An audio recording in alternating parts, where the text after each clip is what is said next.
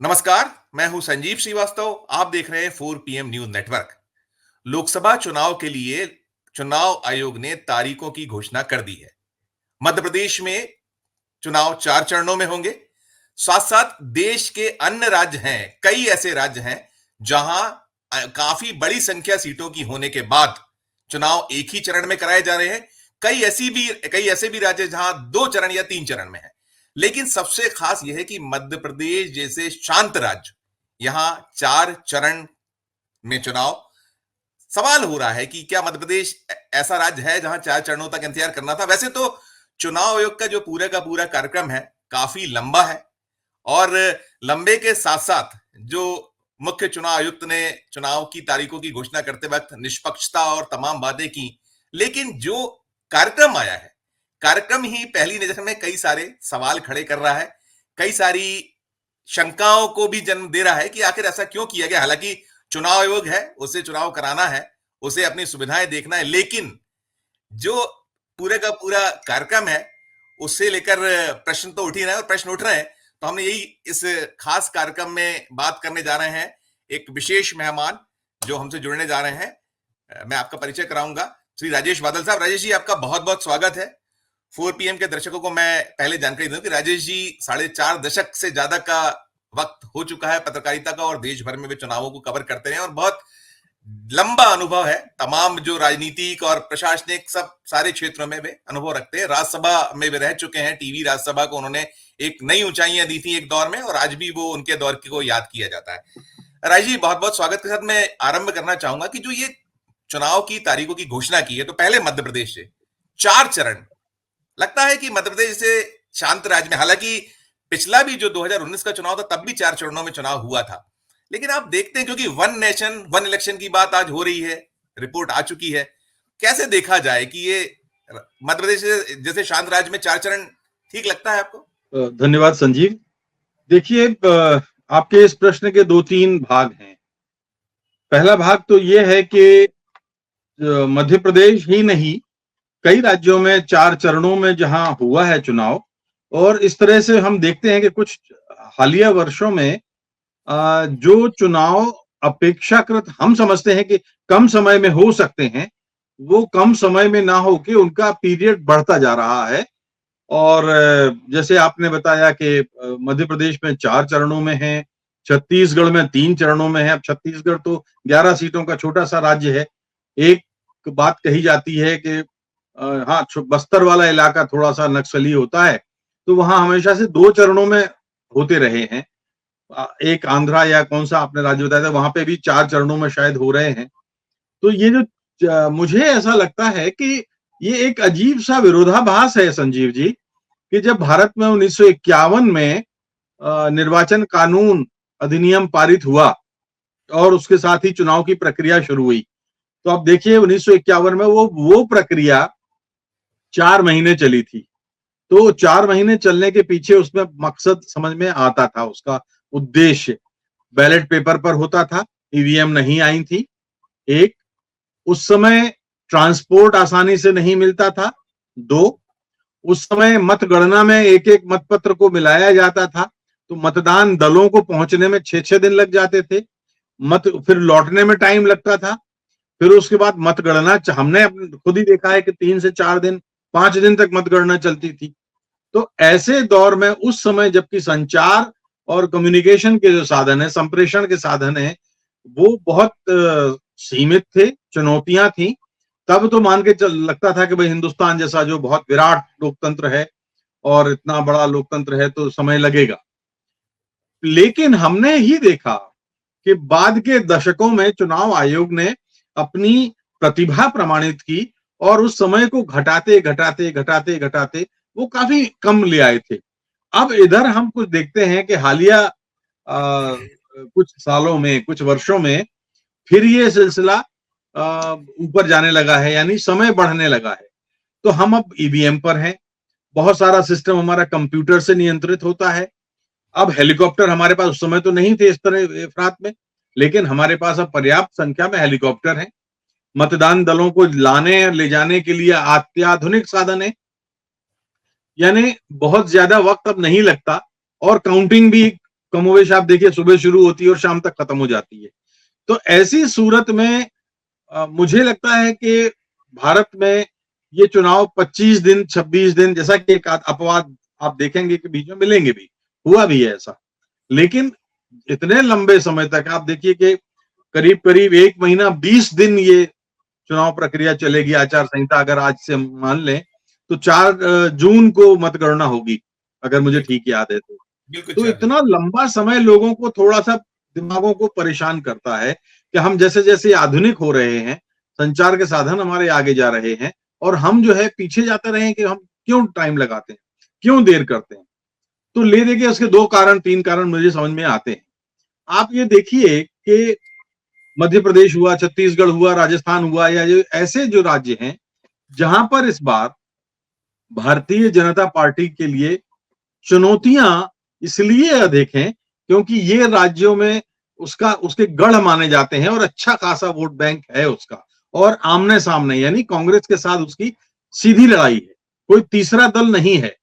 और इतने ऐसे में प्रचार के जो साधन हैं, बड़े शिखर नेताओं के जो प्रचार के अभियान हैं, वो चारों जो 4 चरणों में है, हर चरण में उनको मौका मिल जाए, अवसर ऐसा मिल जाए, ऐसा मुझे एक कारण तो ये लगता है बिल्कुल कि बिल्कुल। हालांकि सभी को मिलेगा, ऐसा नहीं कि केवल बीजेपी को मिलेगा और कांग्रेस को नहीं मिलेगा, सबको मिलेगा।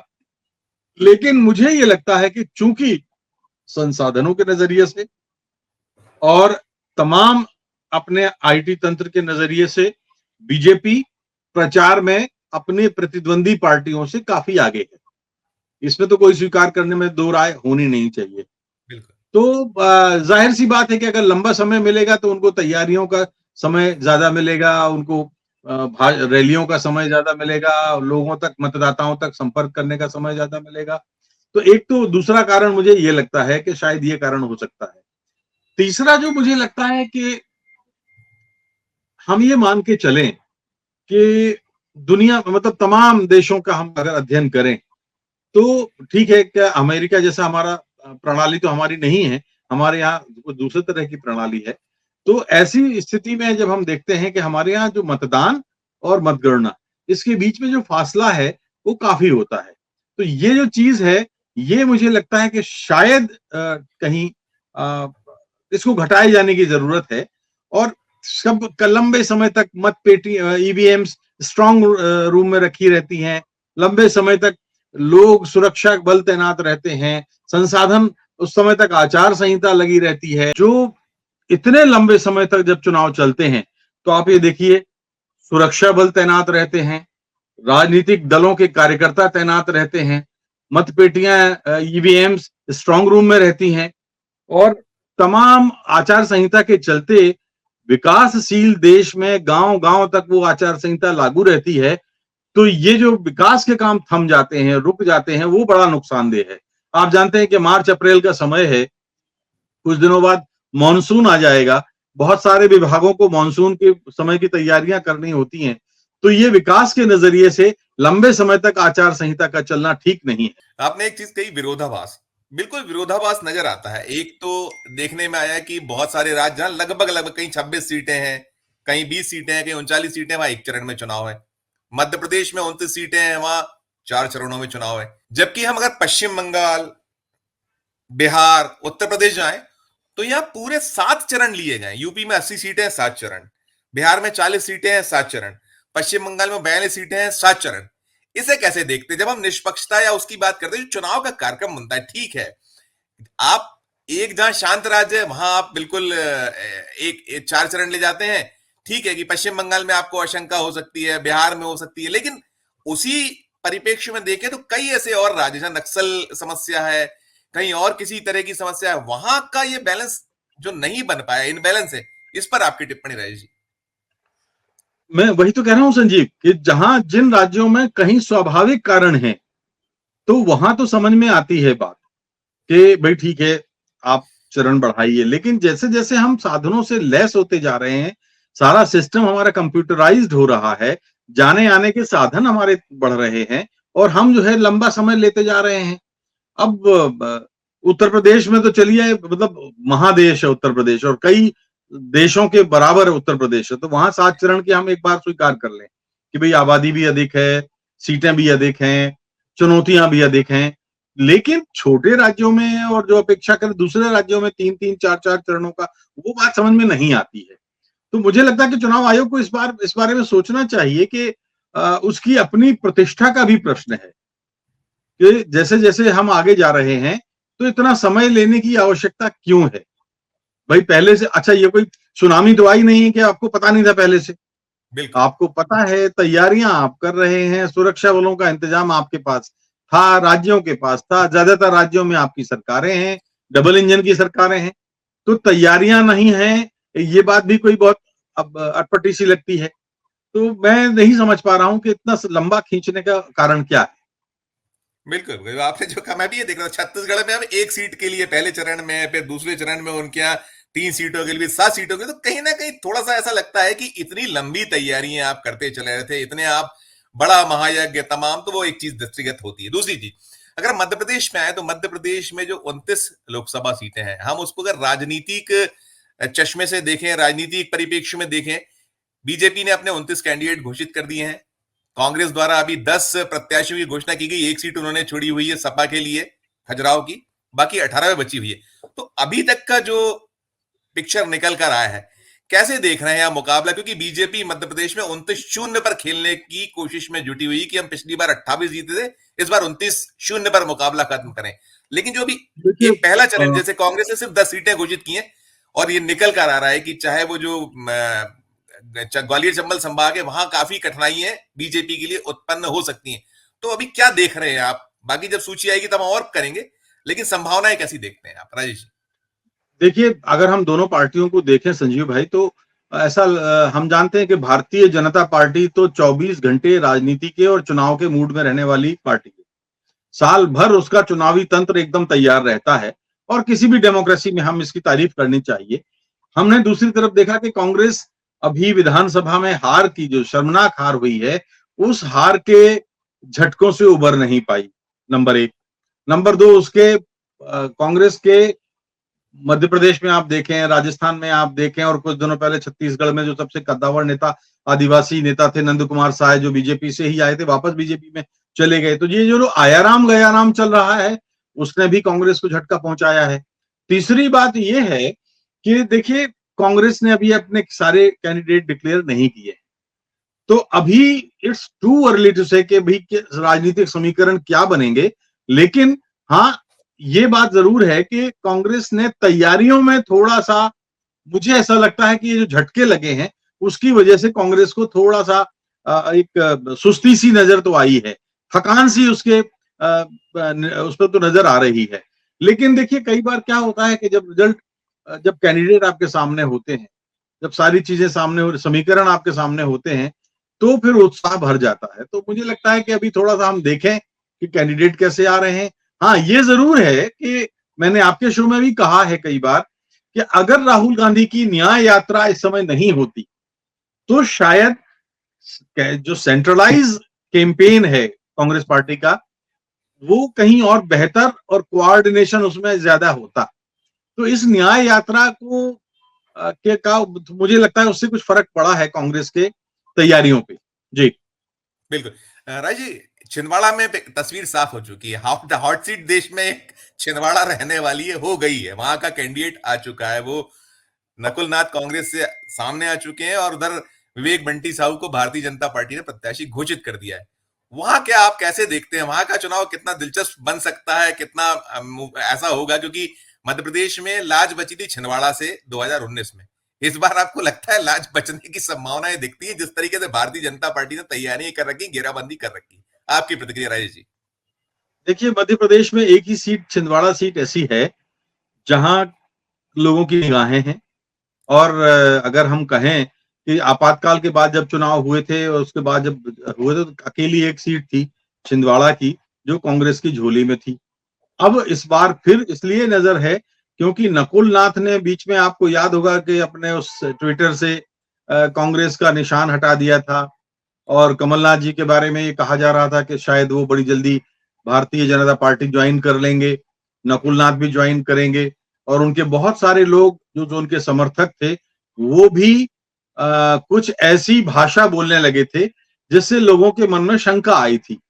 क्या होता है संजीव कि राजनीति में आप यश की पूंजी को जो है आसानी से नहीं कमाते। यश की पूंजी कमाने में वर्षों लगते हैं, लेकिन उसको गंवाने में एक पल लगता है।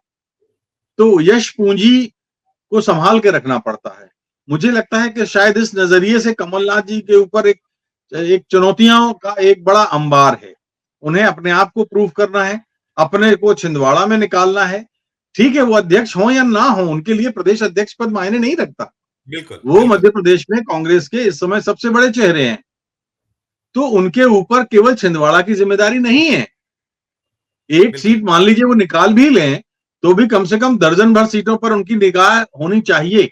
दर्जन भर नहीं आ रही है, ये अलग बात है, लेकिन उनके उन्होंने तो ऊपर कराई, उन्होंने तो कहा 12-13 सीटें मिलेंगी ऐसा, और ये एक राजनीति को कहना भी नहीं। चाहिए शायद। देखिए, जी आप कुछ नहीं, मैं आपको 2009 या 9 का उदाहरण बताता हूं कि जिस उत्तर प्रदेश में कांग्रेस को 2-4 सीटों पर संतोष करना पड़ता था, राहुल गांधी जब आए और उन्होंने इसके धुआंधार कैंपेन किया, तो कितनी, मेरा ख्याल है 14-15 सीटें आई थी, अगर आपको याद हो तो लोग चौंक के शायद। रह गए थे। तो ये होता जी है सारे, देखिए 10 साल की एंटी इनकम्पेंसी, और कमलनाथ की सरकार तो बहुत थोड़े समय रही, तो ज्यादातर तो बीजेपी की सरकार ही है, तो उनके भी नकारात्मक कुछ काम होंगे।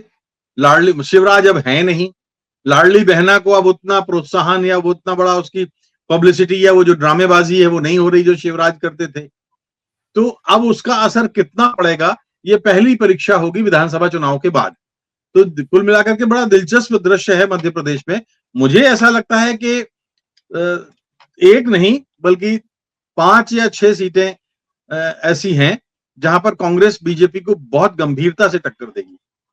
जी बिल्कुल बिल्कुल। राय जी, अंतिम सवाल करूंगा। देश में जो अगर परिदृश्य को हम देखें, हालांकि अभी बहुत सारा, चाहे वो एनडीए हो या इंडिया अलायंस हो, दोनों को अपने अपने बहुत सारी जगहों पर अभी सीटों का बंटवारा होना है, और भी कई समीकरण है, कहीं आना जाना जो चल रहा है, सारी चीजें होनी।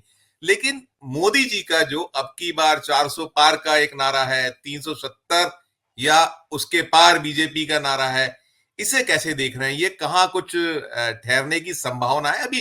अर्ली वही आप कहेंगे कि बहुत जल्दबाजी हुई कहना, लेकिन फिर भी एक मोटे तौर पर हम देखें जो तस्वीर बन रही है, उसमें क्या कुछ कठिनाइयां एनडीए या बीजेपी जो उनका प्रमुख वो है, मुखिया है उसको, और इंडिया को अगर हम देखें तो इंडिया का जो अपना कि इनको रोकना है, दोनों पर आपकी अंतिम उसमें टिप्पणी।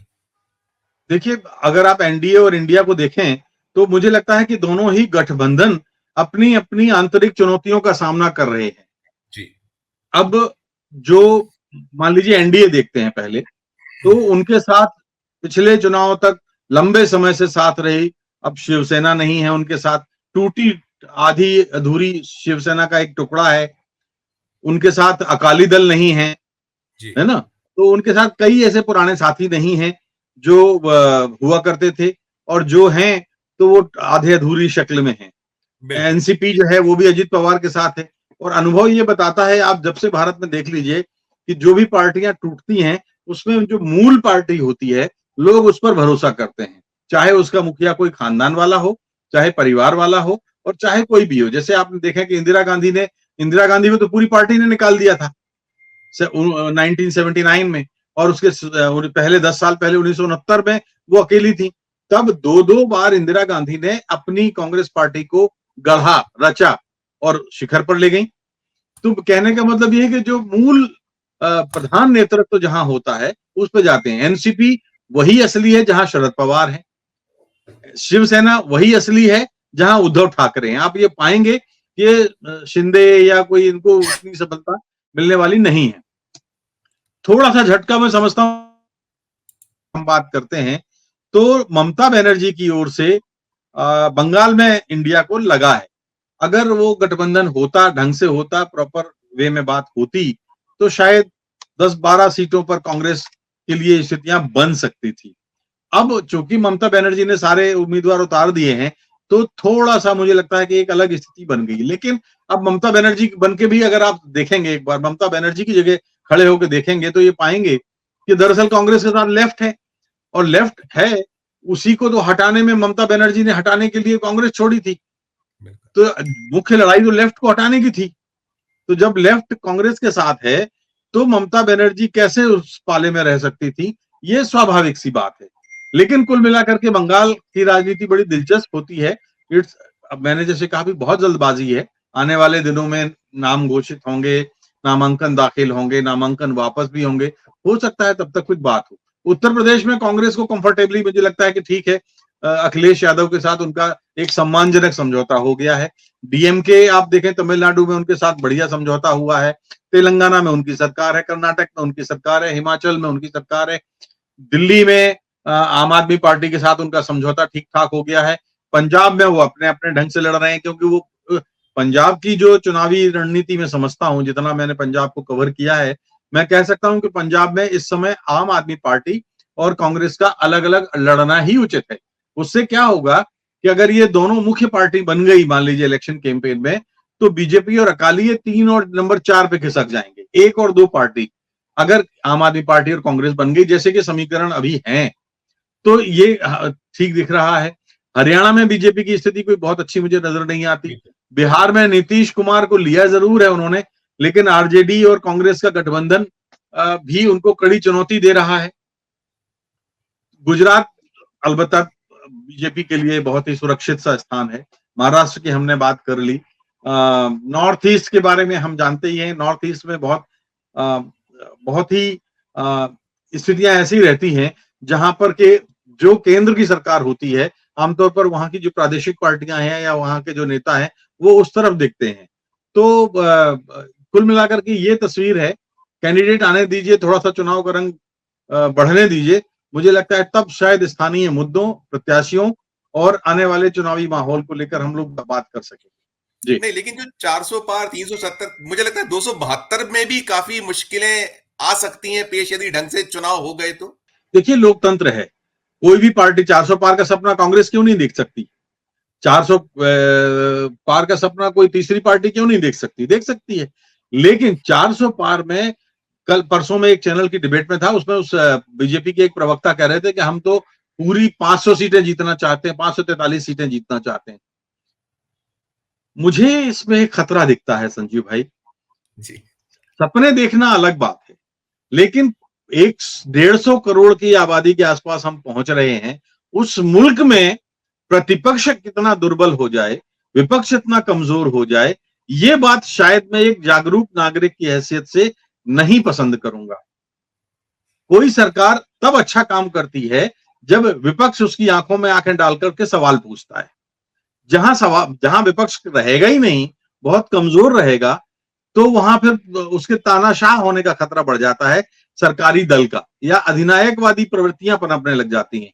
तो मुझे लगता है कि ये चीज ठीक नहीं लगती मुझे कि 400 पार और 500 पार, ये कहने में नारे के लिए ठीक है, लोकतंत्र के लिए ठीक नहीं है। बिल्कुल, बिल्कुल।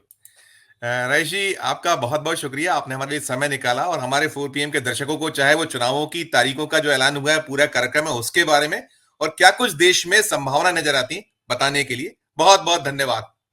तो ये थे राजेश बादल जी, जो साफ कहीं कह रहे थे कि जो चुनाव का कार्यक्रम घोषित हुआ है, निश्चित तौर पर जो इनबैलेंस दिखता है कि कहीं 7-7 चरण, कहीं 3 चरण, कहीं 4 चरण और कहीं 1 चरण, जो हालात हैं, जो स्थितियां हैं, उसमें कई जगहों पर ऐसी स्थितियां नहीं थी कि जहां इतना लंबा जाना था और कहीं एकदम एक ही चरण में करा लेना था। एक वो हालात, और दूसरा वो साफ कह रहे हैं कि नारा देना और बात है 400 पार का, 370 अपनी दम पर या इससे पार कह देना अलग बात है। लेकिन हालात कुछ जुदा हैं। देश में जो अभी परिस्थितियां हैं, जनता है, जनता सब कुछ अपना जो ये उसका वर्डिक्ट देने का टाइम आता है तो बहुत सोच समझ कर देती है। और उनका यह भी कहना रहा कि जो ये चुनाव है, इस चुनाव में बहुत दिलचस्प मुकाबले की स्थितियां बनी हुई हैं और अभी जब सारी जगहों पर उम्मीदवारों का ऐलान हो जाएगा, गठबंधन या जो और सीटों का बंटवारा पूरी तरह साफ हो जाएगा, तो दृश्य और भी साफ हो जाएगा। लेकिन कुल मिलाकर इस चुनाव में बहुत आनंद आने वाला है, मजा आने वाला है, मुकाबला टफ होने वाला है। रहा बीजेपी या एनडीए के लिए आसान नहीं है। इस चर्चा में इतना ही। हम फिर किसी नए विषय, किसी नई चर्चा के साथ आपके समक्ष उपस्थित होंगे। हमारी नियमित अपील कि हमारे चैनल को लाइक कीजिए, सब्सक्राइब कीजिए। यदि आपने ज्वाइन का बटन नहीं दबाया तो ज्वाइन का बटन भी जरूर दबाइए और हमारे इस वीडियो को अधिक से अधिक लोगों से शेयर कीजिए और वीडियो के कमेंट बॉक्स में जाकर कमेंट जरूर कीजिए कि यह चर्चा आपको कैसी लगी और देखते रहिए 4 PM न्यूज नेटवर्क। धन्यवाद, नमस्कार।